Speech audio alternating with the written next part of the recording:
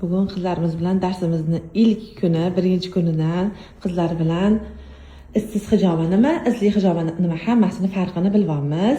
Darslarimiz zo'r o'tdi. O'sha tugash joyida to'xtanglar deb videoga olaman. Alhamdulillah, Alloh fazli bilan. Darslarimiz yoqdimi qizlar? Mashalloh. Hamma qizga yoqdi.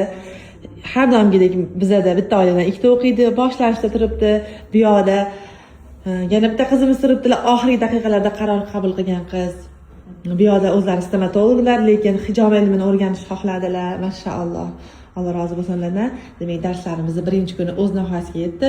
Men darsimda o'tilingan mavzu planlarini, maqsadini hammasini ko'rsatib, maqsadimga yetdim. Sizlarchi qizlar, bugungi darsdan manfaat oldinglarmi?